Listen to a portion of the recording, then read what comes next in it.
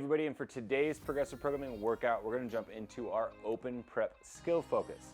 Now, just like we've been working on through January and continuing on all the way up until the open at the end of February, we're going to be focusing on open prep EMOMs now, or some form of an EMOM. And in today's session, we're going to go ahead and work on an interval base for the first 3 rounds, followed by another 3 rounds of a baseline EMOM format. Now, the way this is going to go is we've got 4 different movement patterns. We're going to start off with chest to bar pull-ups, we've got burpee box jump overs, kettlebell snatches, and then rowing for calories. Now, the way we're going to break this down is into 3 different intervals before we get into an actual 3 different rounds of a true EMOM format.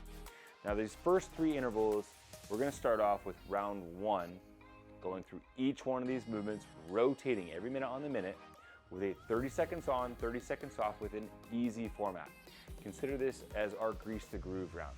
We're just kind of moving through the pattern and focusing on feeling good with each skill.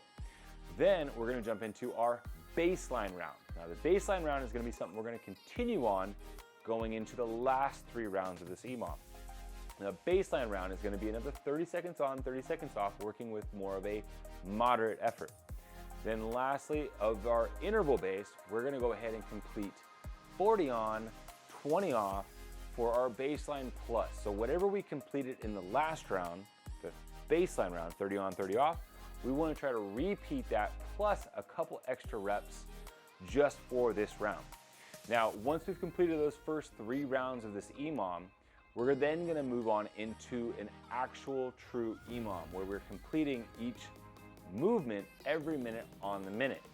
But we're going to be using the reps completed in round 2, which was our baseline round.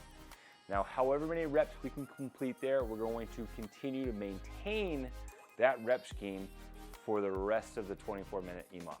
So basically, for example, if I complete 12 chest to bar pull-ups in my baseline round, and maybe in my baseline plus round I completed 15 chest to bar pull-ups, I'm still going to continue to maintain 12 chest to bar pull-ups every minute on the minute for the last 3 rounds. But that's also going to be rotating between the burpee box jump overs, the dumbbell or kettlebell snatches, and the rowing.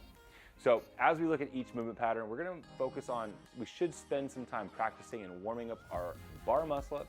And if we don't have a bar muscle up, let's establish a progression, whether it's going to be a jumping bar muscle up just to work on the transition, or a toe to bar pull-up complex.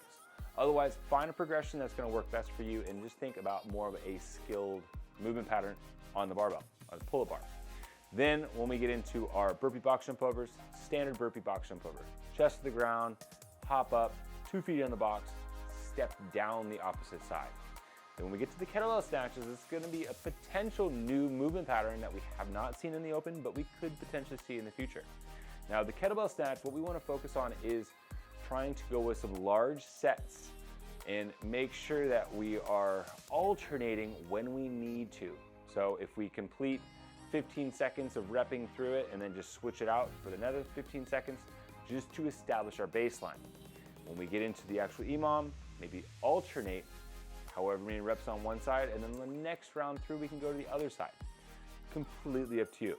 Just remember, as we get into the last 3 rounds of this EMOM, so working from minutes 10 through 24, or I'm sorry, from 15 through 24, we are then going to just sustain the reps completed in that second round. Once we've established our baseline, let's make sure we mark down however many reps we complete, and the goal is sustain that rep count for the rest of the workout. Have fun.